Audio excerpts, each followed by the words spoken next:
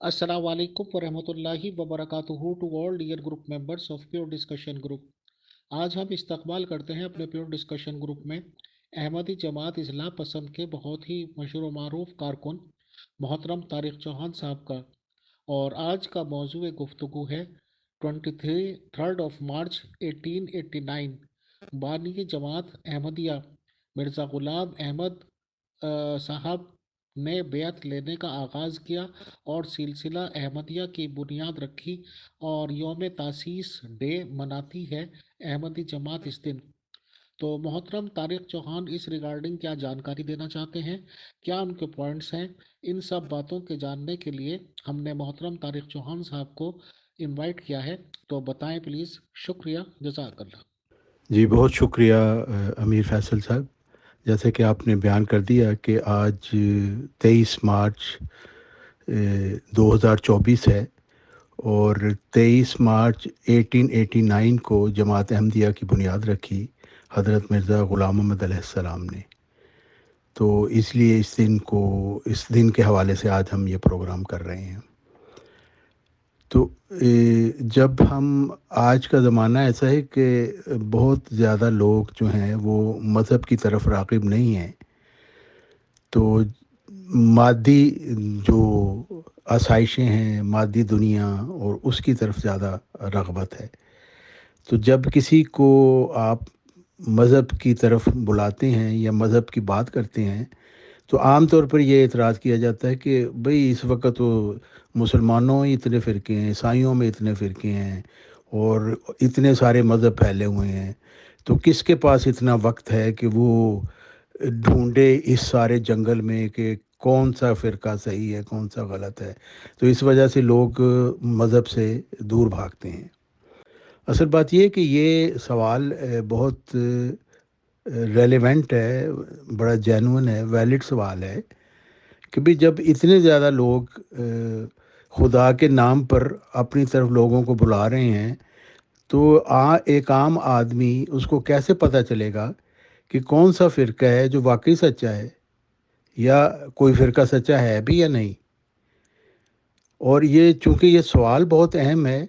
तो इसलिए ऐसा मुमकिन नहीं है कि इस अहम सवाल का कहीं जवाब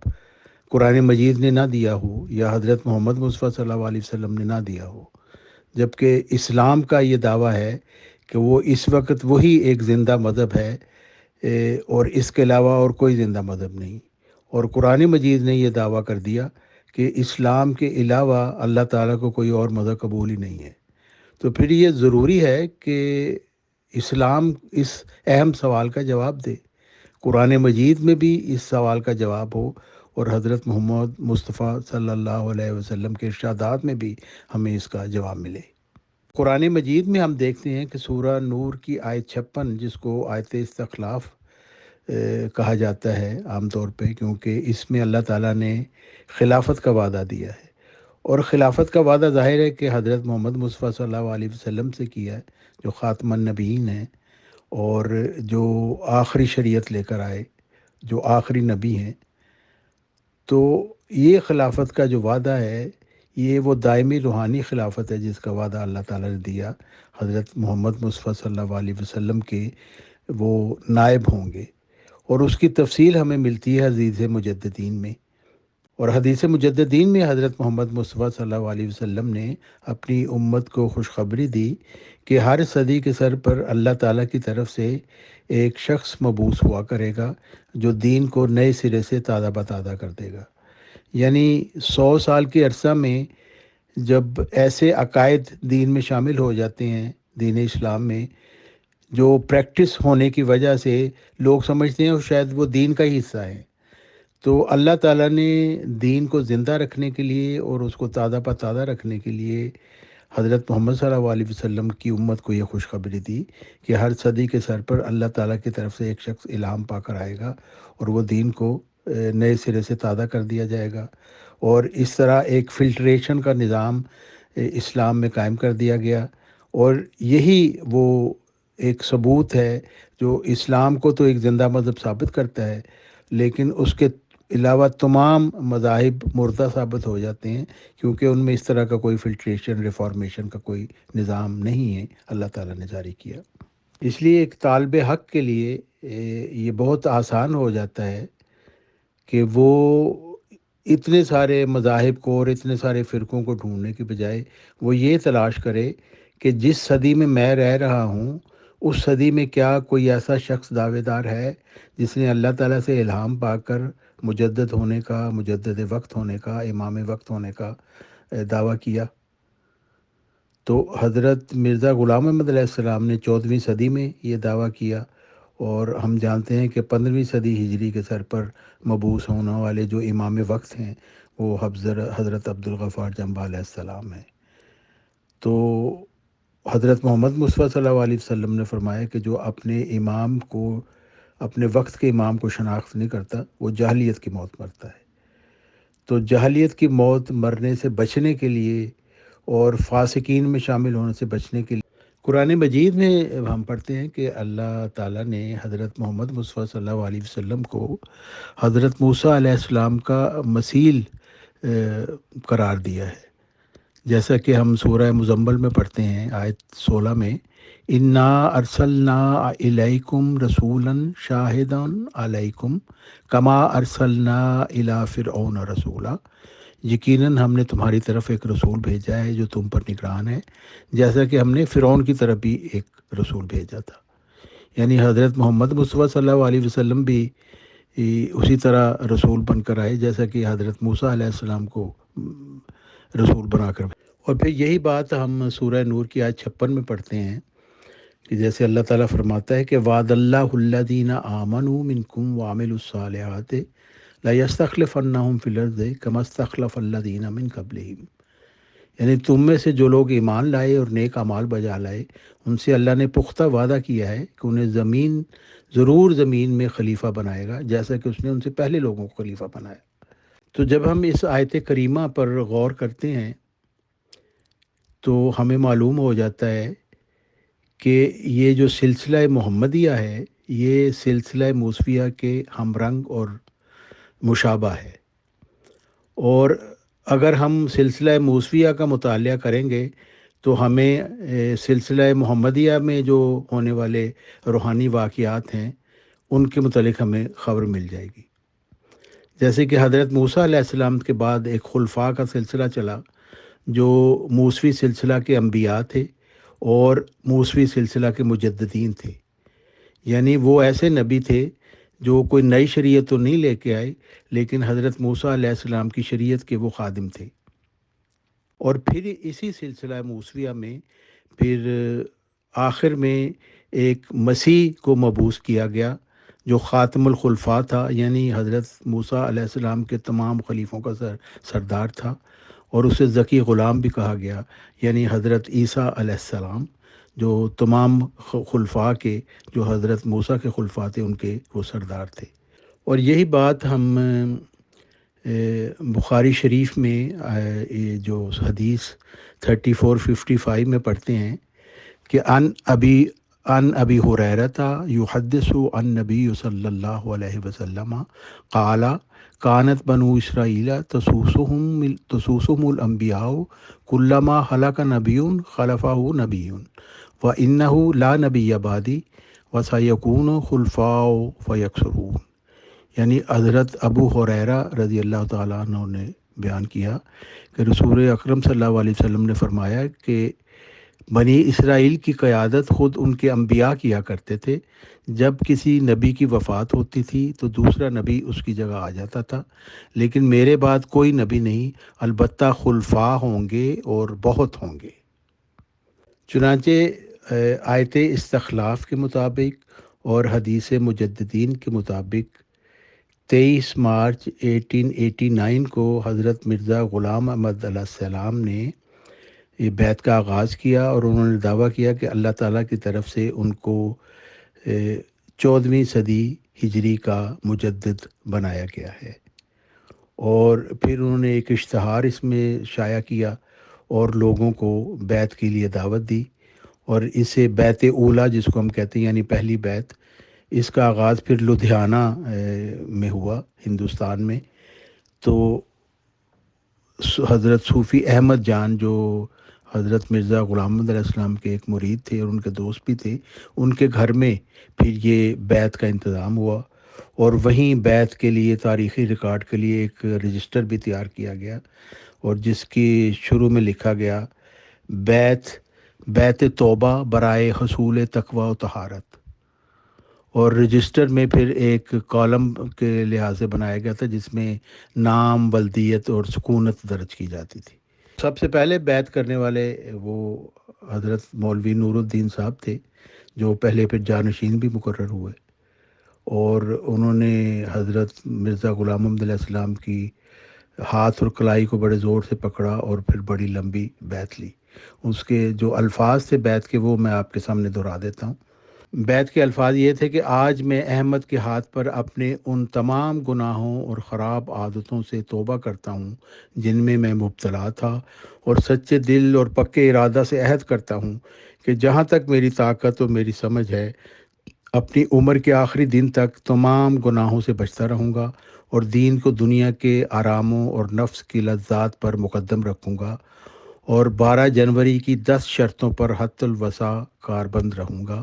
اور اب بھی اپنے گزشتہ گناہوں کی خدا تعالیٰ سے معافی چاہتا ہوں. استغفر اللہ ربی، استغفر اللہ ربی، استغفر اللہ ربی من کل ذنب و اتوب الیہ. اشہد ان لا الہ الا اللہ وحدہ لا شریک لہ واشہد ان محمدا عبدہ ورسولہ. رب انی ظلمت نفسی واعترفت بذنبی فاغفر لی ذنوبی فانہ لا یغفر الذنوب الا انت. یہ وہ بیت کے الفاظ جو میں نے آپ کے سامنے پڑھ کے سنائے. یہ 10 بیتوں کا اس میں ذکر کیا گیا ہے. وہ میں آپ کو ساری پڑھ کے تو نہیں سناؤں گا، لیکن میں ان کا مفہوم مختصر طور پہ آپ کو سنا دوں گا. کہ سب سے پہلے بات تو یہ ہے کہ شرک سے اجتناب کیا جائے گا، جھوٹ، زنا، بد نظری، فسق و فجور، ظلم، خیانت، فساد، بغاوت سے بچا جائے گا، نفسانی جوشوں سے مغلوب نہیں ہوگا انسان، چاہے کیسا ہی سخت جذبہ اس کو پیش آوے. 5 وقتہ نمازوں کا التزام سے آدمی ادا کرتا رہے گا، جیسا کہ اللہ اور اس کے رسول صلی اللہ علیہ وسلم نے ہمیں کر کے سکھایا. اور اللہ حضرت محمد مصطفیٰ صلی اللہ علیہ وسلم پر متواتر درود بھیجے گا، اور ہر روز اپنے گناہوں کی معافی مانگنے کے لیے استغفار کرنے میں مداومت اختیار کرے گا، اور دلی محبت سے اللہ تعالیٰ کے احسانوں کو یاد کرے گا، اور اس کی حمد اور تعریف کو کرنے کا اپنا ہر روز طریقہ بنائے گا. اور پھر یہ کہ دلی جوش کے ساتھ انسانوں کی، خلق اللہ کی اور مسلمانوں کی مدد کے لیے ہر وقت تیار رہے گا، اور کسی کو بھی نہ زبان سے نہ ہاتھ سے کسی طرح کی کوئی تکلیف پہنچائے گا، اور ہر حال میں چاہے رنج ہو، تنگی ہو، یسر ہو، اسر ہو، نعمت ہو، تو خدا تعالیٰ کے ساتھ وفاداری کرے گا، اور ہر حالت میں راضی بقضا ہوگا، اور ذلت اور دکھ کے قبول کرنے کے لیے خدا تعالیٰ کی راہ میں ہر وقت تیار رہے گا، اور اتباع رسم اور مطابت ہوا و ہوس سے باز آ جائے گا، اور قرآن شریف کی حکومت کو بکلی اپنے لیے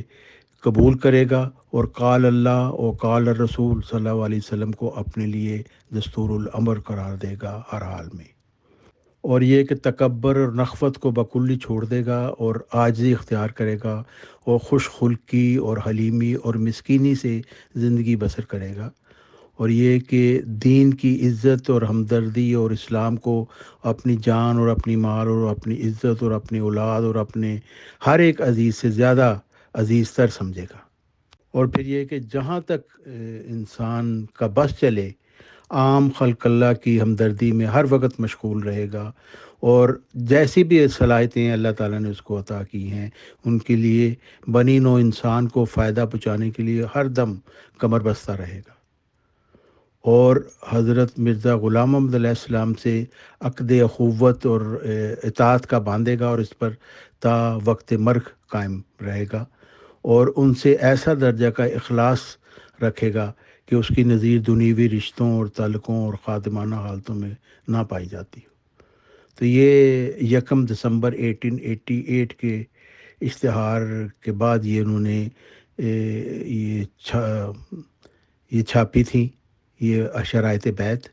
اور پھر ہر شخص جو بیعت کرتا تھا اس کو یہ تھا کہ یہ سب سے پہلے پڑھے اور پھر سچے دل سے اقرار کرے کہ وہ ان تمام باتوں پر عمل کرنے کی کوشش کرے گا۔ اور حضرت مرزا صاحب اپنے آنے کا مقصد بیان کرتے ہوئے فرماتے ہیں، روحانی خزائن جلد 20 رسالہ الوصیت صفحہ 307، خدا تعالیٰ چاہتا ہے کہ ان تمام روحوں کو جو زمین کی متفرق آبادیوں میں آباد ہیں، کیا یورپ اور کیا ایشیا، ان سب کو جو نیک فطرت رکھتے ہیں توحید کی طرف کھینچے اور اپنے بندوں کو دین واحد پر جمع کرے۔ یہی خدا تعالیٰ کا مقصد ہے جس کے لیے میں دنیا میں بھیجا گیا، سو تم اس مقصد کی پیروی کرو، مگر نرمی اور اخلاق اور دعاؤں پر زور دینے سے، اور جب تک کوئی خدا سے روح القدس پا کر کھڑا نہ ہو، سب میرے بعد مل کر کام کرو۔ یعنی حضرت مرزا غلام محمد علیہ السلام نے اپنے بعد یہی وصیت فرمائی اپنی جماعت کو بھی، کہ خدا تعالیٰ کی طرف سے جب کوئی روح القدس پا کر کھڑا ہوگا نا تو اس کو آپ نے ماننا ہے، اور جب تک وہ وقت نہیں آتا سب نے مل کر کام کرنا ہے، جو بھی دین اسلام کی خدمت کا کام ہے وہ آپ نے کرنا ہے۔ اور اپنی ماموریت کے متعلق حضرت مرزا غلام محمد علیہ السلام فرماتے ہیں، جب 13ویں صدی کا آخیر ہوا اور 14ویں صدی کا ظہور ہونے لگا تو خدا تعالیٰ نے الہام کے ذریعہ سے مجھے خبر دی کہ تو اس صدی کا مجدد ہے، اور اللہ تعالیٰ کی طرف سے یہ الہام ہوا کہ الرحمن علم القرآن قل انی امرت وانا اول المومنین۔ پھر مجموعہ اشتہارات جلد اول صفحہ 23 پر آپ نے لکھا، کتاب براہین احمدیہ جس کو خدا تعالیٰ کی طرف سے معلم نے ملہم اور معمور ہو کر بغرض اصلاح و تجدید دین تالیف کیا ہے، اور مصنف کو اس بات کا بھی علم دیا گیا ہے کہ وہ مجدد وقت ہے، اور روحانی طور پر اس کے کمالات مسیح ابن مریم کے کمالات سے مشابہ ہیں اور ایک دوسرے کو بشدت مناسبت و مشابہت ہے۔ یعنی یہ 1982 میں ہی جب کتاب براہین احمدیہ مرزا صاحب نے لکھی، اسی وقت ہی ان کو اپنے الہامات میں ان کو مجدد بھی کہہ دیا گیا اور مسیح ابن مریم۔ پھر تراک القلوب میں صفحہ 283 پر آپ لکھتے ہیں، پھر جب میری عمر 40 برس تک پہنچی تو خدا تعالیٰ نے اپنے الہام اور کلام سے مجھے مشرف کیا، اور یہ عجیب اتفاق ہوا کہ میری عمر کے 40 برس پورے ہونے پر صدی کا سر بھی آ پہنچا۔ تب خدا تعالیٰ نے الہام کے ذریعہ سے میرے پر ظاہر کیا کہ تو اس صدی کا مجدد اور صلیبی فتنوں کا چارہ گر ہے، اور یہ اس طرف اشارہ تھا کہ تو ہی مسیح موعود ہے۔ پھر اسی زمانہ میں خدا نے میرا نام عیسیٰ بھی رکھا۔ تو مرزا صاحب کا دعویٰ یہی تھا کہ وہ 14ویں صدی کے مجدد ہیں، اور جماعت احمدیہ والے یہ جو خلافت گروپ ہے، یہ بعد میں انہوں نے کہنا شروع کر دیا کہ جی نہیں، وہ چونکہ مسیح موعود ہیں اس لیے ان کو مجدد سے تو ان کا بہت اونچا مقام ہے، حالانکہ مرزا صاحب کا یہ دعویٰ نہیں تھا، بلکہ وہ یہ کہتا مجدد کی حیثیت ہے وہ مسیح ابن مریم تھے، اور امام مہدی ان کو کہا گیا۔ یہ اس وجہ سے امام مہدی کا نام بھی ان کو اس لیے دیا گیا کہ وہ جیسے ازالہ خوام حصہ 2 میں وہ لکھتے ہیں کہ مجدد اپنے زمانہ کا مہدی اور اپنے زمانہ کے شدت مرض میں مبتلا مریضوں کا مسیح ہوا کرتا ہے۔ یعنی جو بھی مجدد اللہ تعالیٰ سے الہام پا کر آتا ہے وہ مسیح اور مہدی ہی ہوتا ہے۔ مسیح اس لیے کہ وہ روحانی طور پر بیماروں کا علاج کرتا ہے، اور مہدی اس لیے کہ وہ اللہ تعالیٰ سے ہدایت یافتہ ہوتا ہے۔ تو اللہ تعالیٰ سے ہدایت پائے بغیر وہ کسی اور کو ہدایت دے ہی نہیں سکتا۔ تو ہر جو مجدد ہوتا ہے وہ مہدی بھی ہوتا ہے اور مسیح بھی ہوتا ہے، لیکن 14ویں صدی کے مجدد کو خاص کر امام مہدی اس لیے کہا گیا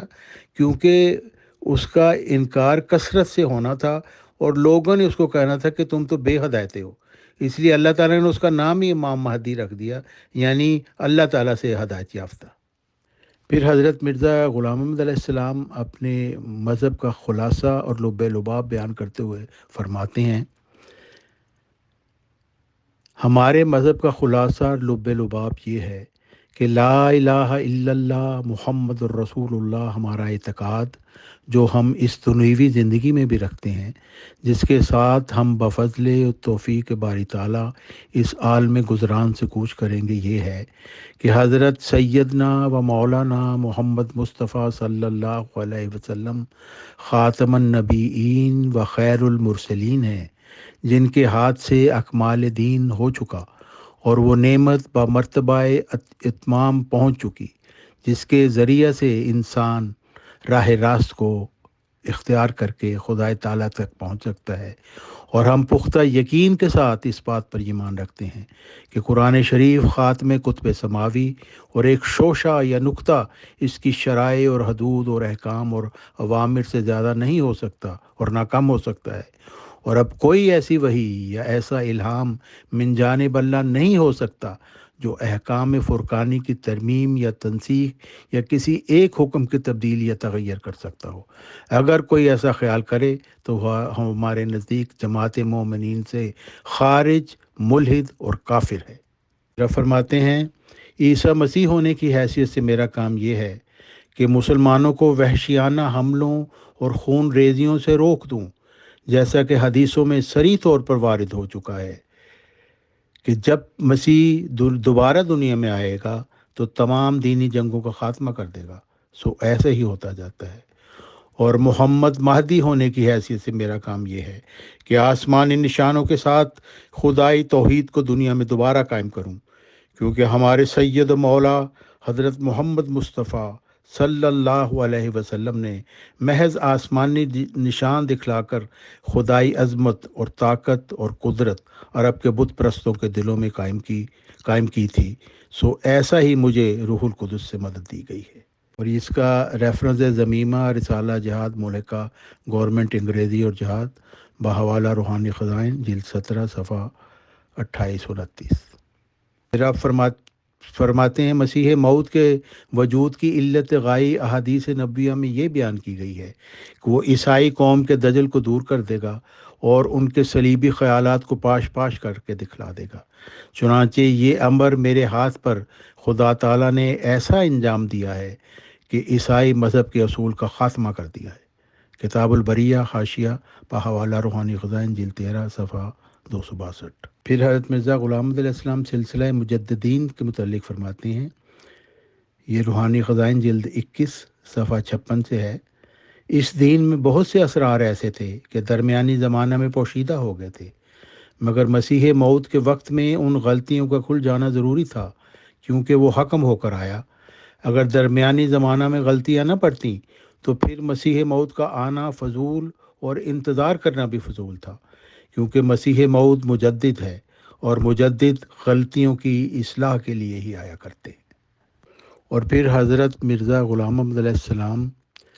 یہ سلسلہ مجددین کا جو جاری سلسلہ ہے، جو قیامت تک جاری ہے، اس کے متعلق آپ فرماتے ہیں، پس سورۃ القدر میں اس طرف اشارہ فرمایا ہے کہ وہ انہیں کبھی ضائع نہیں کرے گا، بلکہ جب وہ گمراہ ہو جائیں گے اور اندھیروں میں گھر جائیں گے تو ان پر لیلۃ القدر کا زمانہ آئے گا اور روح القدس زمین پر نازل ہوگا، یعنی اللہ تعالیٰ اپنے بندوں میں سے جس پر چاہے گا اسے اتارے گا۔ اور اس کا ریفرنس ہے ضمیمہ رسالہ جہاد ملکہ گورنمنٹ انگریزی اور جہاد بحوالہ روحانی خزائن جلد 17 صفحہ 28-29۔ پھر آپ فرماتے ہیں، مسیح موعود کے وجود کی علت غائی احادیث نبویہ میں یہ بیان کی گئی ہے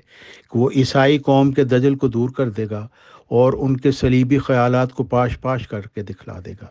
چنانچہ یہ امر میرے ہاتھ پر خدا تعالیٰ نے ایسا انجام دیا ہے کہ عیسائی مذہب کے اصول کا خاتمہ کر دیا ہے۔ کتاب البریہ حاشیہ بحوالہ روحانی خزائن جلد 13 صفحہ 262۔ پھر حضرت مرزا غلام احمد علیہ السلام سلسلہ مجددین کے متعلق فرماتے ہیں، یہ روحانی خزائن جلد 21 صفحہ 56 سے ہے، اس دین میں بہت سے اسرار ایسے تھے کہ درمیانی زمانہ میں پوشیدہ ہو گئے تھے، مگر مسیح موعود کے وقت میں ان غلطیوں کا کھل جانا ضروری تھا، کیونکہ وہ حکم ہو کر آیا۔ اگر درمیانی زمانہ میں غلطیاں نہ پڑتیں تو پھر مسیح موعود کا آنا فضول اور انتظار کرنا بھی فضول تھا، کیونکہ مسیح موعود مجدد ہے اور مجدد غلطیوں کی اصلاح کے لیے ہی آیا کرتے ہیں۔ اور پھر حضرت مرزا غلام احمد علیہ السلام یہ سلسلہ مجددین کا جو جاری سلسلہ ہے، جو قیامت تک جاری ہے، اس کے متعلق آپ فرماتے ہیں، پس سورۃ القدر میں اس طرف اشارہ فرمایا ہے کہ وہ انہیں کبھی ضائع نہیں کرے گا، بلکہ جب وہ گمراہ ہو جائیں گے اور اندھیروں میں گھر جائیں گے تو ان پر لیلۃ القدر کا زمانہ آئے گا اور روح القدس زمین پر نازل ہوگا، یعنی اللہ تعالیٰ اپنے بندوں میں سے جس پر چاہے گا اسے اتارے گا اور اسے مجدد بنا کر مبعوث فرمائے گا، اور روح القدس کے ساتھ ملائکہ۔ پھر حضرت مرزا غلام محمد علیہ السلام نے یہ فرمایا کہ نبوت جو ہے وہ شرعی نبوت تو ختم ہو چکی ہے، لیکن حضرت محمد مصطفیٰ صلی اللہ علیہ وسلم کی اطاعت کی وجہ سے جو مکالمہ مخاطبہ الہیہ انسان کو ملتا ہے وہ اس کو نبوت کے درجہ پر فائز کر دیتا ہے، جیسا کہ سورہ نساء کی آیت 70 میں بھی اللہ تعالیٰ نے وعدہ دیا ہے۔ تو آپ نے فرمایا نبی کے لفظ سے اس زمانہ کے لیے صرف خدا تعالیٰ کی یہ مراد ہے کہ کوئی شخص کامل طور پر شرف مکالمہ اور مخاطبہ الہیہ حاصل کرے اور تجدید دین کے لیے معمور ہو، یہ نہیں کہ کوئی دوسری شریعت لاوے۔ تجلیات الہیہ، حاشیہ صفحہ 401۔ اور پھر وہ لوگ جو حضرت مرزا غلام محمد علیہ السلام کا درجہ گویا نبوت کا ایسے بڑھا دیتے ہیں جیسے کہ ان کی کوئی نبوت کو خاص نبوت ہے، بلکہ حضرت مرزا غلام محمد علیہ السلام نے تو اپنے آپ کو ہمیشہ مجدد بتایا، اور یہ مجدد حدیث مجددین کو اپنی صداقت کے پہلے نشان کے طور پر حقیقت الوحی میں پیش فرمایا۔ اور پھر آپ نے فرمایا اور یہ یاد رکھنا چاہیے کہ مسیح موعود ہونے کا دعویٰ ملہم من اللہ اور مجدد من اللہ کے دعویٰ سے کچھ بڑا نہیں ہے۔ آئینہ کمالات اسلام صفحہ 341۔ یعنی جماعت احمدیہ یہ خلافت گروپ والے جو ہیں وہ مرزا صاحب کو ایسی نبوت بناتے ہیں کہ اس کے بعد ان کی خلافت جاری کرنے کی کوشش کرتے ہیں، لیکن حضرت مرزا غلام محمد علیہ السلام فرماتے ہیں کہ یہ مسیح موعود ہونے کا جو دعویٰ ہے یہ ملہم من اللہ ہونا اور مجدد من اللہ ہونا کا دعویٰ جیسا ہی ہے۔ اور پھر آپ فرماتے ہیں کہ قرآن شریف نے جیسا کہ جسمانی تمدن کے لیے تاکید فرمائی ہے کہ ایک بادشاہ کے زیر حکم ہو کر چلیں، یہی تاکید روحانی تمدن کے لیے بھی ہے۔ اسی کی طرف اشارہ ہے جو اللہ تعالیٰ یہ دعا سکھلاتا ہے، اہدنا الصراط المستقیم صراط الذین انعمت علیہم۔ بس سوچنا چاہیے کہ یوں تو کوئی مومن بلکہ کوئی انسان بلکہ کوئی حیوان بھی خدا تعالیٰ کی نعمت سے خالی نہیں، مگر نہیں کہہ سکتے کہ ان کی پیروی کے لیے خدا تعالیٰ نے حکم فرمایا ہے۔ لہٰذا اس آیت کے معنی یہ ہیں کہ جن لوگوں پر اکمل اور اتم طور پر نعمت روحانی کی بارش ہوئی ہے ان کی راہوں کی ہمیں توفیق بخش تاہم ان کی پیروی کریں۔ سو اس آیت میں یہی اشارہ ہے کہ تم امام الزمان کے ساتھ ہو جاؤ۔ یاد رہے کہ امام الزمان کے لفظ میں نبی، رسول، محدث، مجدد سب داخل ہیں، مگر جو لوگ ارشاد اور ہدایت خلق اللہ کے لیے معمور نہیں ہوئے اور نہ وہ کمالات ان کو دیے گئے، گو وہ ولی ہوں یا ابدال ہوں، امام الزمان نہیں کہلا سکتے۔ یہ حوالہ روحانی خزائن جلد 13 صفحہ 495 سے لیا گیا ہے۔ یعنی حضرت مرزا صاحب فرماتے ہیں کہ انسان کسی کو امام نہیں بنا سکتا، یا کسی کے انسانوں کے کہنے سے کوئی امام نہیں بن جاتا، نہ کسی کی ہدایت کا کوئی شخص کام کر سکتا ہے، چاہے وہ کتنا ہی بڑا نیک ابدال ہو یا ولی ہو، لیکن وہ خدا تعالیٰ کی طرف سے ہدایت کا کام کر نہیں سکتا جب تک اللہ تعالیٰ کی طرف سے اس کو معمور نہ کیا جائے۔ اور جماعت احمدیہ کے خلیفے جو ہیں یہ تو انہوں نے خود ہی بنائے ہوئے ہیں، خدا تعالیٰ نے ان کو نہیں کھڑا کیا، تو اس لیے یہ ہدایت کی کسی کی نہیں کر سکتے۔ ہاں اپنی یہ مرزا خاندان کو تو یہ فائدے پہنچا سکتے ہیں، لیکن کسی کے ہدایت کا کام نہیں کر سکتے، کیونکہ حضرت مرزا غلام محمد علیہ السلام فرماتے ہیں وہ ہدایت کے لیے جو آتے ہیں وہ خدا تعالیٰ کی طرف سے معمور کیے جاتے ہیں، اور جو معمور کیے جاتے ہیں وہ اللہ تعالیٰ سے ہدایت یافتہ ہوتے ہیں، اس لیے سب سے پہلے ان کی خود ہدایت اللہ تعالیٰ فرماتا ہے، اور اس کے بعد وہ پھر دوسرے لوگوں کی ہدایت کے لیے معمور ہوتے ہیں۔ اور یہ اقتباس بہت ہی خوبصورت ہے حضرت مرزا غلام محمد علیہ السلام کا، جس میں وہ دلیل سے ثابت کر دیتے ہیں کہ کس لیے ہم کہتے ہیں کہ یہ جو اسلام ایک زندہ مذہب ہے اور دوسرے باقی سب مذاہب مردہ ہیں۔ آپ فرماتے ہیں روحانی طور پر دین میں بھی خریف اور ربیع کے دو سلسلے ہوتے ہیں۔ ایک صدی جب گزر جاتی ہے تو لوگوں میں سستی اور غفلت اور دین کی طرف سے لاپرواہی شروع ہو جاتی ہے، اور ہر قسم کی اخلاقی کمزوریاں اور عملی اعتقادی غلطیاں ان میں پیدا ہو جاتی ہیں۔ یہ زمانہ غفلت اور لاپرواہی کا خریف کے زمانہ سے مشابہ ہوتا ہے۔ اس کے بعد دوسرا دور شروع ہوتا ہے اور یہ ربی کا زمانہ ہے۔ یہی وہ زمانہ ہے جس کے لیے حضرت صلی اللہ علیہ وسلم نے فرمایا ہے کہ ہر صدی کے سر پر اللہ تعالیٰ ایک مجدد کو بھیج دیتا ہے جو نئے سرے سے دین کو تازہ کرتا ہے۔ پس یہ مجدد کا اور اسلام کا تازہ بتازہ رہنا حضرت صلی اللہ علیہ وسلم کی حقانیت کے دلیل ہے، کیونکہ اسی سے مذہب کی زندگی ثابت ہوتی ہے۔ ملفوظات جلد پنجم صفحہ 118۔ اور یہ بہت ہی افسوس کی بات ہے کہ وہ لوگ جو مرزا صاحب کو ماننے والے ہیں وہی یہ سلسلہ مجددین کا انکار کر کے وہ اسلام کو نوز باللہ ایک مردہ مذہب ثابت کرنا چاہتے ہیں، اور کہتے ہیں کہ اب مجددین کا سلسلہ ختم ہو گیا، اب ہمارے مرزا خاندان کی یہ گدی ہی قیامت تک چلے گی۔ اور یہ خیال، یہ فاسقانہ خیال ہے۔ پھر حضرت مرزا غلام محمد علیہ السلام فرماتے ہیں کہ یہ جو دائمی روحانی خلافت کا سلسلہ ہے جس کا اللہ تعالیٰ نے آیت استخلاف میں وعدہ دیا ہے، یہ سلسلہ مجددین ہے۔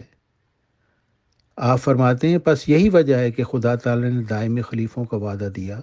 تا وہ ذلی طور پر انوار نبوت پا کر دنیا کو ملزم کریں اور قرآن کریم کی خوبیاں اور اس کی پاک برکات لوگوں کو دکھلاویں۔ یہ بھی یاد رہے کہ ہر ایک زمانہ کے لیے اتمام حجت بھی مختلف رنگوں سے ہوا کرتا ہے،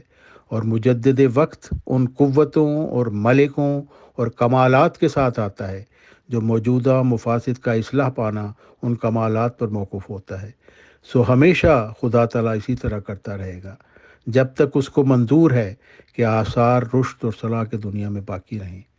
اور یہ باتیں بے ثبوت نہیں بلکہ نظائر متواترہ اس کے شاہد ہیں۔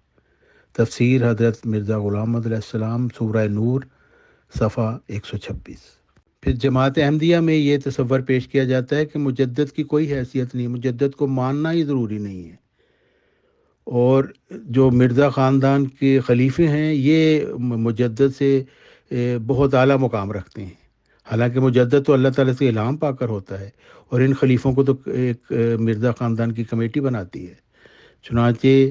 اس چیز کا کلا کما کرنے کے لیے حضرت مرزا غلام محمد علیہ السلام فرماتے ہیں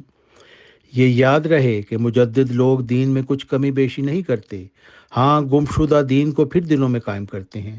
اور یہ کہنا کہ مجددوں پر ایمان لانا کچھ فرض نہیں خدا تعالیٰ کے حکم سے انحراف ہے، کیونکہ وہ فرماتا ہے وہ من کفر بعد ذالک فاولئک هم الفاسقون، یعنی بعد اس کے جو خلیفے بھیجے جائیں پھر جو شخص ان کا منکر رہے وہ فاسقوں میں سے ہے۔ تفسیر حضرت مرزا غلام محمد علیہ السلام، سورہ نور، آیت صفحہ 128۔ اور پھر جماعت احمدیہ لاہور والے جو ہیں وہ بھی مجددین کا انکار کرتے ہیں، حالانکہ ان کے جو اپنے بانی تھے جماعت احمدیہ لاہور کے بانی مولوی محمد علی صاحب، وہ فرماتے ہیں بعض لوگ کہہ دیتے ہیں کہ اگر مجدد ہو تو ہو، ہمیں اس سے کیا، یہ مجدد پر کوئی اعتراض نہیں بلکہ اللہ تعالیٰ کے فعل کو لغو قرار دینا ہے کہ اس نے یوں ہی مجددین کا سلسلہ قائم کیا، حالانکہ مسلمانوں کو اس کی کوئی ضرورت ہی نہ تھی۔ یہ نفس کا دھوکہ ہے، اور مذہب کی طرف سے بے اعتنائی سے ایسے خیالات دل میں پیدا ہوتے ہیں۔ اگر کوئی کام نہ بھی ہوتا جس کے لیے مجدد کو مبعوث کیا جاتا تو بھی وَقُونُوا مَعَ الصَّادِقِینَ کا حکم چاہتا تھا کہ جب کوئی راست باز صادق دنیا میں ظاہر ہو تو مسلمان اس کا ساتھ دیں۔ تو یہی بات ہے کہ آیت استخلاف میں تو اللہ تعالیٰ نے صاف فرما دیا کہ وہ من کفر بعد ذالک فاولئک هم الفاسقون، یعنی جب خود حضرت محمد مصطفیٰ صلی اللہ علیہ وسلم کا خلیفہ، وقت کا امام اور مجدد جب آ جائے تو جو اس کا انکار کرے وہ فاسقین میں سے ہے، اور فاسق وہ ہوتا ہے جو اللہ اور اس کے رسول کا انکار کرنے والا ہوتا ہے، اور یہ کافر سے بھی زیادہ بدبخت ہوتا ہے، کیونکہ کافر تو دیکھتے ہی انکار کر دیتا ہے، لیکن فاسق وہ ہوتا ہے جو ہوتا تو مومنین میں شامل ہوتا ہے لیکن ایمان لانے کے بعد وہ انکار کر دیتا ہے، اور وہ جو ایمان لانے کے بعد انکار کرتے ہیں، قرآن مجید میں ان کے متعلق فرمایا گیا ہے کہ ان پر اللہ تعالیٰ کی اور فرشتوں کی اور تمام لعنت کرنے والوں کی لعنت ہے۔ اور پھر حضرت مرزا صاحب نے فرمایا کہ یہ جو اللہ تعالیٰ نے دین کی حفاظت کا وعدہ فرمایا ہے قرآن مجید میں، یہ اس وعدہ کو پورا کرنے کے لیے اللہ تعالیٰ نے سلسلہ مجددین کو کا وعدہ فرمایا ہے اور سلسلہ مجددین قائم فرمایا ہے۔ چنانچہ مرزا غلام محمد علیہ السلام فرماتے ہیں، رسول اللہ صلی اللہ علیہ وسلم نے فرمایا ہے کہ اللہ تعالیٰ ہر صدی کے سر پر ایک مجدد کو بھیجتا ہے جو دین کے اس حصہ کو تازہ کرتا ہے جس پر کوئی آفت آئی ہوتی ہے۔ یہ سلسلہ مجددوں کے بھیجنے کا اللہ تعالیٰ کے اس وعدہ۔ پھر بعض دفعہ یہ سوال اٹھایا جاتا ہے کہ حضرت مرزا غلام محمد علیہ السلام کی بعثت کے وقت دین اسلام پر کون سی ایسی آفت آئی تھی کہ جو جس کے لیے وہ ان کا مبعوث کیا گیا؟ وہ خلافت قرآن عقائد جو مسلمانوں میں رائج ہو چکے تھے، جس میں سے زیادہ بدبخت عقیدہ اللہ تعالیٰ کی صفت کلام کا انکار تھا، یعنی یہ خلاف قرآن عقائد تھے جو مسلمانوں میں رائج ہو چکے تھے اور جس سے مسلمان خود انعامات الہیہ سے محروم ہو چکے تھے۔ یعنی ایک طرف تو وہ سورہ فاتح میں دعا مانگتے تھے، اللہ تعالیٰ ہم پر بھی وہ انعام کرنا جو تو نے پہلوں پر کیا، لیکن عقیدہ یہ رکھا تھا کہ اب خدا تعالیٰ کبھی کسی سے کلام نہیں کرے گا۔ یعنی اس طرح کا وہ بدبخت عقیدہ تھا کہ ایک طرف خدا سے دعا مانگنا اور دوسری طرف عقیدہ رکھنا کہ اب خدا کسی سے کلام کرے گا ہی نہیں۔ یہ بہت خطرناک عقیدہ تھا جس کی بےخونی کے لیے حضرت مرزا غلام محمد علیہ السلام کو مبعوث کیا گیا۔ اس کے علاوہ حیات مسیح کا مشرکانہ عقیدہ مسلمانوں میں رواج پا چکا تھا، جس کی وجہ سے عیسائیوں نے اسلام پر سخت حملے کیے اور ہزاروں مسلمان مرتد ہو گئے، اور کسر صلیب اس طرح ہوئی کہ ثابت کر دیا کہ عیسائیوں کا خدا یسوع ہندوستان کشمیر کے شہر سری نگر کے محلہ خانیار میں مدفون پڑا ہے۔ آپ نے فرمایا کہ مسیح ابن مریم کو مرنے دو کہ اسی میں اسلام کی حیات ہے، اور آپ نے دلائل قاطعہ سے ثابت کیا کہ حضرت عیسیٰ علیہ السلام جو تھے وہ تمام نبیوں کی طرح وفات پا چکے ہیں اور سری نگر کے محلہ خانیار کشمیر میں ان کی قبر ماں ہے۔ اور پھر اللہ تعالیٰ کی صفت کلام کو جو کہتے ہیں کہ وہ معطل ہو گئی ہے، اس کے متعلق آپ فرماتے ہیں، تقول کا حکم قطع اور یقین کے متعلق ہے، بس جیسا کہ میں نے بار بار بیان کر دیا ہے کہ یہ کلام جو میں سناتا ہوں یہ قطعی اور یقینی طور پر خدا کا کلام ہے، اور میں خدا کا ذلی اور بروزی طور پر نبی ہوں، اور ہر ایک مسلمان کو دینی امور میں میری اطاعت واجب ہے اور مسیح موعود ماننا واجب ہے، اور ہر ایک جس کو میری تبلیغ پہنچ گئی ہے گو وہ مسلمان ہے مگر مجھے اپنا حکم نہیں ٹھہراتا اور نہ مجھے مسیح موعود مانتا ہے اور نہ میری وحی کو خدا کی طرف سے جانتا ہے، وہ آسمان پر قابل مواخذہ ہے، کیونکہ جس امر کو اس نے اپنے وقت پر قبول کرنا تھا اس کو رد کر دیا۔ تحفۃ الندوہ صفحہ 3۔ اور پھر وہ لوگ جو کمال مخاطبہ الہیہ کا کے منکرین ہیں، ان کے متعلق حضرت مرزا غلام محمد علیہ السلام فرماتے ہیں، اس وقت تو اب جماعت احمدیہ والے بھی کہتے ہیں کہ بس اب کسی نے نہیں آنا، بس ایک ہی شخص نے آنا تھا، مرزا صاحب آ گئے، تو اس سے پہلے بھی یہ سلسلہ منقطع تھا اور اب ہمیشہ تک منقطع رہے گا۔ حضرت مرزا غلام محمد علیہ السلام ایسے لوگوں کو فرماتے ہیں، ہمارا مذہب تو یہ ہے کہ جس دین میں نبوت کا سلسلہ نہ ہو وہ مردہ ہے۔ یہودیوں، عیسائیوں، ہندوؤں کے مذہب کو ہم مردہ کہتے ہیں، تو اسی لیے کہ ان میں اب کوئی نبی نہیں ہوتا۔ اگر اسلام کا بھی یہی حال ہوتا تو پھر ہم بھی قصہ گو ٹھہرے، کس لیے اس کو دوسرے دینوں سے بڑھ کر کہتے ہیں؟ آخر کوئی امتیاز بھی تو ہونا چاہیے۔ ملفوظات جلد 5 صفحہ 447۔ پھر بدبخت جاہل لوگ جو ہوتے ہیں وہ حضرت مرزا غلام محمد علیہ السلام پر یہ تہمت لگاتے ہیں کہ گویا وہ انہوں نے حضرت محمد مصطفیٰ صلی اللہ علیہ وسلم کا انکار کر کے اپنے آپ کو ان سے بڑا نبی ثابت کرنے کی کوشش کی ہے، تو یہ بہت بڑا تہمت ہے جو لگائی جاتی ہے، جبکہ حضرت مرزا غلام محمد علیہ السلام فرماتے ہیں، وہ پیشوا ہمارا جس سے ہے نور سارا، یہ آپ حضرت محمد مصطفیٰ صلی اللہ علیہ وسلم کے عشق میں وارفتگی کے ساتھ یہ آپ نے کلام لکھا۔ آپ فرماتے ہیں وہ پیشوا ہمارا جس سے ہے نور سارا، نام اس کا ہے محمد، دل بر میرا یہی ہے۔ سب پاک ہے پیمبر ایک دوسرے سے بہتر، لیکز خدائے برتر خیر الورا یہی ہے۔ اس نور پر فدا ہوں، اس کا ہی میں ہوا ہوں، وہ ہے میں چیز کیا ہوں، بس فیصلہ یہی ہے۔ سب ہم نے اس سے پایا، شاہد ہے تو خدایا، وہ جس نے حق دکھایا، وہ مالکا یہی ہے۔ دل میں میرے یہی ہے ہر دم صحیفہ، دل میں یہی ہے ہر دم تیرا صحیفہ چوموں، قرآن کے گرد گھوموں، کعبہ میرا یہی ہے۔ پھر ایسے لوگ جو حضرت مرزا غلام محمد علیہ السلام پہ یہ تہمت لگاتے ہیں کہ ہم خاتم النبیین کا انکار کرتے ہیں، حضرت مرزا غلام محمد علیہ السلام فرماتے ہیں مجھے خدا کی عزت و جلال کی قسم ہے کہ میں مومن اور مسلمان ہوں، اور میں ایمان رکھتا ہوں اللہ تعالیٰ پر اور اس کی کتابوں پر اور اس کے رسولوں پر اور اس کے فرشتوں پر اور بعث بعد الموت پر، اور میں ایمان رکھتا ہوں اس بات پر کہ ہمارے رسول، پھر آپ فرماتے ہیں مجھ پر اور میری جماعت پر جو یہ الزام لگایا جاتا ہے کہ ہم رسول اللہ صلی اللہ علیہ وسلم کو خاتم النبیین نہیں مانتے، یہ ہم پر افتراء عظیم ہے۔ ہم جس قوت اور یقین اور جس معرفت اور بصیرت کے ساتھ اور پھر ختم نبوت کے متعلق تشریح کرتے ہوئے حضرت مرزا غلام محمد علیہ السلام فرماتے ہیں ہمارا یہ ایمان ہے کہ آخری کتاب اور آخری شریعت قرآن ہے، اور بعد اس کے تا قیامت ان معنوں میں کوئی نبی نہیں جو صاحب شریعت ہو یا بلا واسطہ مطابقت حضرت صلی اللہ علیہ وسلم وہی پا سکتا ہو۔ اس کی تفصیل یہ ہے کہ خدا تعالیٰ نے جس جگہ یہ وعدہ فرمایا ہے کہ حضرت صلی اللہ علیہ وسلم خاتم الانبیاء ہیں، اسی جگہ یہ اشارہ بھی فرما دیا ہے کہ جناب اپنی روحانیت کی وجہ سے ان صلحاء کے حق میں باپ کے حکم میں ہیں جن کی تکمیل نفوس بدریہ مطابت کی جاتی ہے، اور وہی الہی اور شرف مکالمات کا ان کو بخشا شرف مکالمات کا ان کو بخشا جاتا ہے، جیسا کہ وہ جل شانہ فرماتا ہے ما کان محمد نبا احد من رجالکم ولکن رسول اللہ و خاتم النبیین، سورہ احزاب۔ یعنی محمد مصطفیٰ صلی اللہ علیہ وسلم تمہارے مردوں میں سے کسی کے باپ نہیں، مگر وہ رسول اللہ اور خاتم الانبیاء ہے۔ اب ظاہر ہے کہ لیکن کا لفظ زبان عرب میں استدراک کے لیے آتا ہے، یعنی تدارک مافات کے لیے استعمال ہوتا ہے۔ اس آیت کے پہلے حصہ میں جو امر فوت شدہ قرار دیا گیا ہے،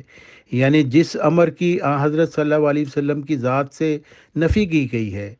وہ جسمانی طور سے کسی مرد کا باپ ہونا تھا۔